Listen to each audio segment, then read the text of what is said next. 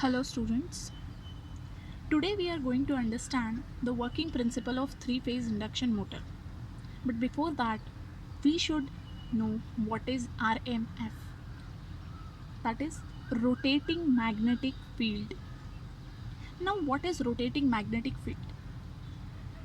When a three-phase balanced AC supply is given to a three-phase stator winding which are placed 120 degree apart from each other, then the magnetic field which is developed is called as a rotating magnetic field.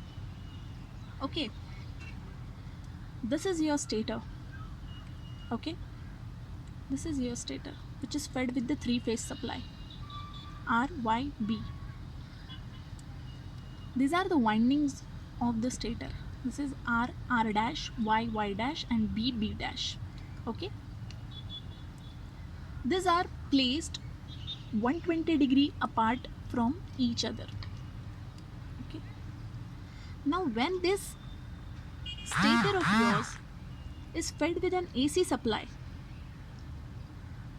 that time what happens? A current starts flowing through these windings, which is IR, IY, and IB.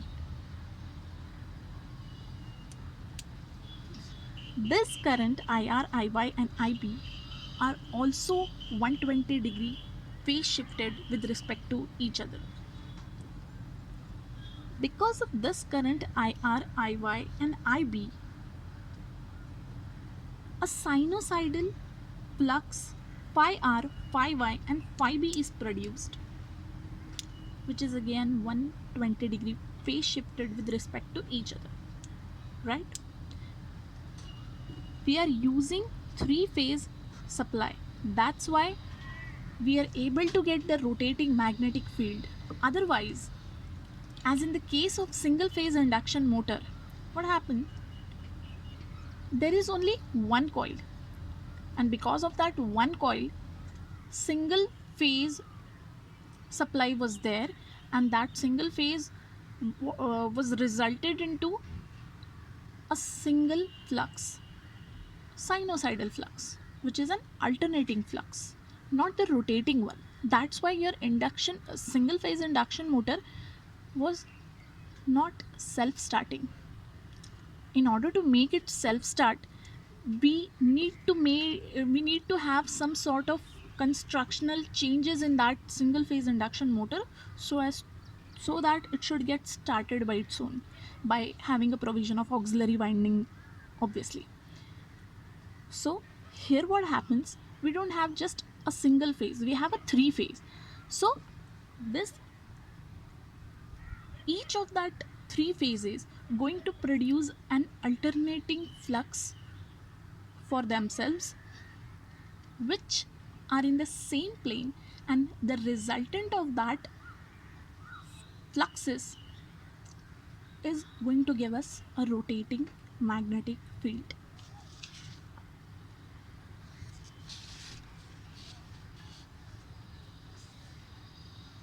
Now here are those three fluxes. I have shown the phasor diagram as well as the graphical representation for those three fluxes which are caused due to the current IR, IY, and IB respectively, phi R, phi Y, and phi B. Okay, as you can see, these fluxes are 120 degree phase shifted with respect to each other. Let us take phi R as a reference, then a phi Y is 120 degree phase shifted, that is 120 degree lagging to phi R. Phi B is 120 degree lagging to phi Y, that is phi B, you can also say that, lags 240 degrees to phi R. Now if you can see this diagram, okay, I have taken some instances 60, 90, 120, 180, 360, right? Okay, now we need to have the resultant one. Okay, this is the phasor diagram at the instance of reference. Okay, phi r, phi y, and phi b. Okay, these are the equations. Like, we can also have another method, which is a mathematical explanation for the resultant vector to be rotating one. So we will be going to use those equations. Okay, if you are taking phi r as a reference, then phi r is phi m sin omega t, phi y is phi m sin omega t minus 120. Of course, it lags the reference one by an angle of 120. And phi b, which is phi m sin omega t minus 240, it lags the reference one by 240 and the previous one by 120 only. Okay, now let us consider the instance which is here at 90 degree. Okay, now what happened at this instance? Okay, for this instance I'm going to draw it here for you, which I've already drawn here. Okay, let us draw together. At this instance, what happens? Phi r, as you can see in the waveform, phi r have a maximum value. Okay, so you can see in this diagram what is the actual position for phi r. Okay, now we are going to plot a phasor for phi y. This is in negative side.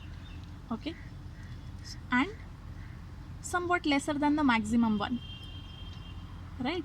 It is lesser than the maximum one. So what should be the original position of phi y? It should be in this position. Okay, but as it is in negative side, we are going to draw it in this direction. If it could have been at its original, then it should be here, but we have to draw it in this position. Okay, somewhat lesser than the maximum one. This is your maximum one. This is phi y. Now let's take the phi b. It's again at the negative side. Okay, lesser than its maximum one. What should be the original magnitude and direction? This one. But as it is in negative side, we have to draw it like this. Minus phi b, minus phi y, and this is phi. Now, if you follow the parallelogram method and draw the resultant, you must have get this. That means if I draw a circle and draw just a resultant vector in it, then it will have a direction of this. Okay, this is about this 90 degree instance. Let us take the another instance. Let me take this instance of 210. Okay, this instance. What happened? Phi y has a maximum value. Okay, phi y. So phi y is supposed to be in this direction. Okay, you can refer it here. Phi y. Okay, then let us talk about phi r. It's a negative and lesser than its maximum. Has the lesser magnitude than its maximum. So being at negative side, we need to draw it like here. Okay, then the last one is this one, phi b. Again it is on negative side, lesser than its maximum value. So phi b, the original one, is at this side, but we need to draw it on another. Okay, now if you follow the parallelogram method, you'll get a resultant at this side. Okay, I can show you here. If you draw a circle and plot just a vector, you can do the same for the rest of the instances which I have drawn here. Okay, if you observe the resultant of each of them individual instances, you get to know for this instance of 30 degree your resultant lies here, for 60 degree it's here, for 150 degree, I should say 150, yeah, 150, it's here, for 210 it's here, for 270 it's here.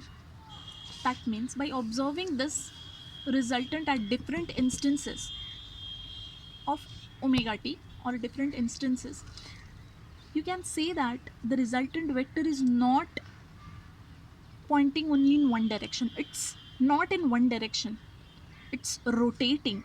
Firstly it is here, then it starts rotating as the instance passes out. Okay, therefore the resultant vector of this 3 phi r, phi y and phi b, which we can call it as phi resultant, is constant in magnitude, but we can say that it's rotating in nature by observing this. Okay, hence because of this resultant flux we get a rotating magnetic field. Resultant flux vector is rotating, hence the magnetic field which is resultant because of this three fluxes is a rotating magnetic field. Now you can have these things by a mathematical expression also. You have these three expressions with you, right? So, and this is the phasor representation as we have seen earlier.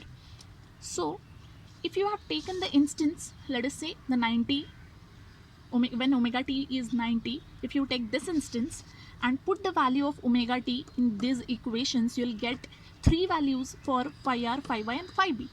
Okay, for instance of omega t at 90, phi r will be phi m, phi y is minus 1 by 2 of phi m, phi b is minus 1 by 2 of phi m. I got these values by solving these equations only, by putting the value of omega t is equals to 90 here, and I got these values. And if I draw a phasor for this, I got this, okay, which is nothing but this, and the resultant of this also lies in this direction as it is here. Okay, so this is what about the rotating magnetic field. Okay, now students, this rotating magnetic fields concept is not important from HSC point of view, but by for understanding the working principle of three-phase induction motor, it is very important to get this concept of rotating magnetic field. That's why we discuss it, this concept of rotating magnetic field, in our today's lecture. Okay.